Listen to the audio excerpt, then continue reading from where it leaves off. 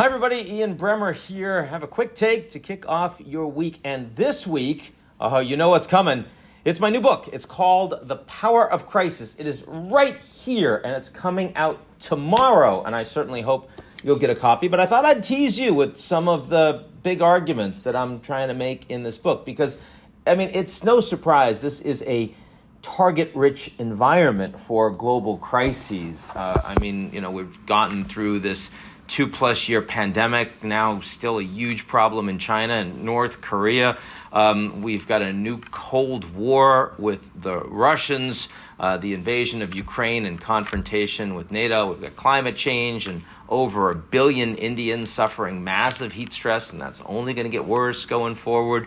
And we also have disruptive technologies, which are increasingly hard to contain and in the hands of rogue states and even non-state actors. And what are we going to do about that? And this is a book that is not saying the wheels are coming off. It's not saying the sky is falling, but rather it's saying, how do we take advantage of these crises to deal with a world that has become more anxiety-inducing and indeed made a lot of people feel like we're sort of stuck and the outcomes are inevitable and governments are never going to work. And, I think that there's a much more hopeful way of looking at the world today. It is that these crises are creating not only the opportunities, but in many cases already the reality that we're seeing much more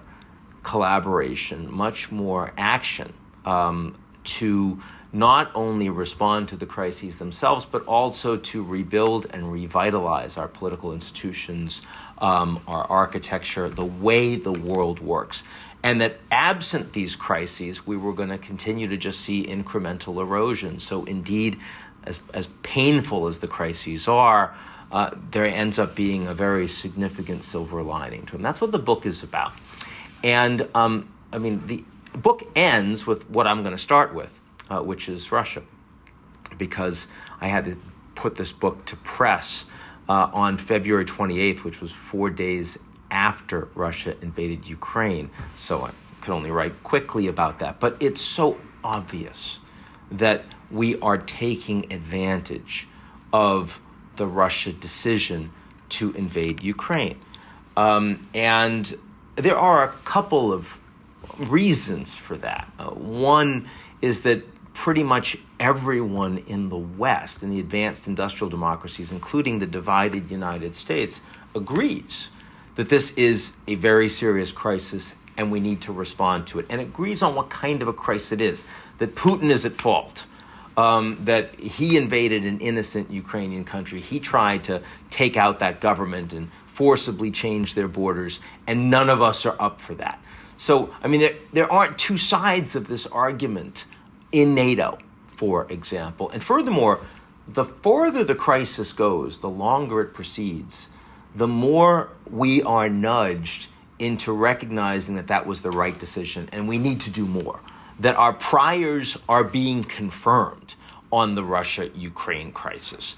And what do I mean by that? Well, first of all, that the scale of the crisis increasingly isn't just about Ukraine, but is Russia versus NATO, and the necessity of the Europeans spending more in defense, the necessity of NATO and other allies being more coordinated in their responses are very great. The fact that it is obvious that this isn't just about avoiding quote-unquote genocide for the Russians in southeast Ukraine, but the war crimes that are happening, the torture, the rape surrounding Kiev, proving that this is a threat that needs an urgent response. And the fact that there is such a massive displacement in terms of energy and food and fertilizer means that the scale of the Russian crisis in Ukraine is actually much greater than crises in places like Sudan and Somalia and Yemen and Syria. And no, it's not because the Ukrainians are white and European. It's because there's economic interdependence and this is a massive global displacement. And so more needs to be done. For those reasons, the Russian invasion of Ukraine increasingly looks to me what I call a Goldilocks crisis. It's not so great that we want to curl into a ball and just wait for the end to come, but it's not so small that we aren't shaken out of our complacency. And I think both of those things actually means that going forward on the back of the Russia crisis, our institutions and our leadership are going to be stronger and more robust than they were before the crisis came. So that's Russia. What about the pandemic? And it turns out that the lessons from the pandemic are actually much more challenging. Because at the beginning, and to be fair, in the United States, the first few weeks, once it became serious, there was a very strong consensus that everything needs to be done that can be done, and Fauci was lionized, and the CDC was paid attention to every day, and Cuomo was on CNN, everyone was talking to him, all this stuff.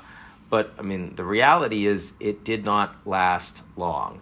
And it didn't last long because in relatively short order, the Americans were the best in the world, and led by the Trump administration, in terms of Operation Warp Speed, to develop and have access to vaccines at scale. And they were expensive, and the U.S. paid whatever was required, but they had them. And in relatively short order, suddenly the Americans started feeling like, well, maybe this is mostly about older people and people with pre-existing conditions, and we have vaccines and we have therapeutics. And so the seriousness with which the Americans took the crisis over time actually both reduced and became more divided. The United States versus China, same thing.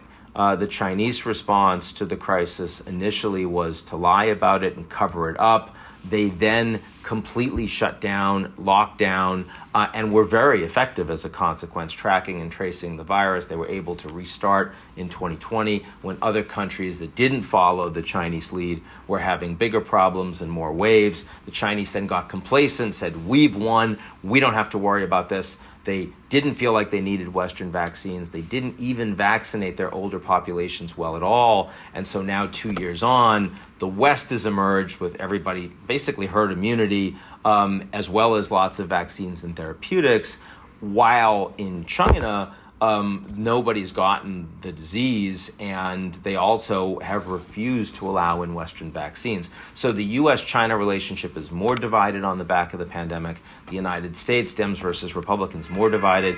The Europeans are closer together. They used this crisis as an opportunity to do massive redistribution of wealth between the wealthy European countries and the poorer countries. They also used it to bring together the EU and create new authority for everyone to get vaccines, to acquire those vaccines together. It took them longer than the Americans, but once they had it, everyone got them. So there were some good stories, and there's good stories in how the world, also wealthy countries, came together through the IMF to help ensure that the poorest countries in the world didn't have a financial crisis. But overall, this wasn't a Goldilocks crisis. It was frankly too divided and too small to force global cooperation that would have led to a better structural response. That leads me to climate change. And if you look at climate change between Russia and the pandemic, it actually looks a lot more like the Russia crisis, which is, first of all, that everyone in the world, in this case, actually agrees on what the crisis is. And they didn't 20 years ago, 30 years ago, but now they do. Everyone agrees it's anthropogenic. It comes from humanity, not cyclical nature changes in the climate. And furthermore, that it's getting considerably worse over time. We know it's 1.2 degrees centigrade of warming right now. We know the impact that has on countries around the world. We know that we have to get away from fossil fuels as fast as possible if we want to address it. So the fact that the world agrees, despite the fact that the United States and China aren't collaborating, despite the fact that the Dems and Republicans hate each other inside the United States, is an extraordinary thing. And we're seeing that a combination of the Europeans and mayors and governors in the United States and the private sector and banks and young people around the world, and particularly young people in the wealthy economies, care immensely about this issue and are all rowing in the same direction. And what that means is vastly more money into renewables. It means that things like solar and wind and nuclear and third generation nuclear plants, and as well as electric vehicles and electric batteries and the infrastructure and supply chain to support that are all getting vastly cheaper at scale. And within a generation, a majority of the world's power not going to come from fossil fuels anymore. Does that mean that this is all a win? That we don't have to talk about it? Of course not, because there's still enormous amount to play for between 1.5 and 2.5 degrees of warming. And we're talking about trillions of dollars and hundreds of millions of lives in the balance. But nonetheless, it is the scale of this crisis that is leading to an extraordinary global reaction that will create more global cooperation and new institutions that are desperately needed. That's a really positive thing. Okay, final point is disruptive technologies. And now we're talking about these new technologies that are not containable in the way that nuclear weapons were, because they're complicated, they're really expensive, and they're dangerous and easy to track, but rather things like cyber weapons and disinformation weapons and artificial intelligence algorithms, lethal autonomous drones, even quantum computing.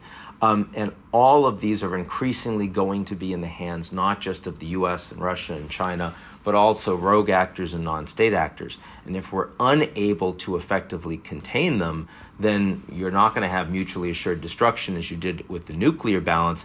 You're actually going to have, democracies falling apart, massive dangers to the individual economies, the global economy, and potentially existential threats to humanity itself.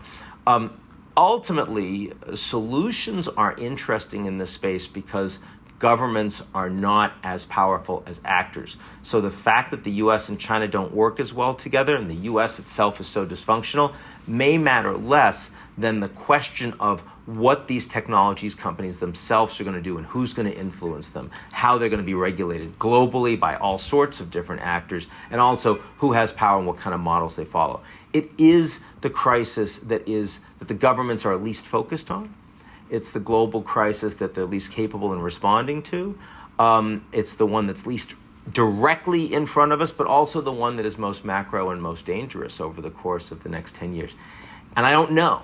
I'm not confident to say it's a Goldilocks crisis, but I will tell you that if it's not, we're not going to be here for that long. So we better act as if it is and do our damnedest. Anyway, a little dark towards the end, but that's a little bit of what the book's about. There's a lot more under the hood. I hope you find it interesting. The Power of Crisis is in bookstores. You can grab it as of tomorrow, and appreciate you watching, and a lot more from me coming up soon.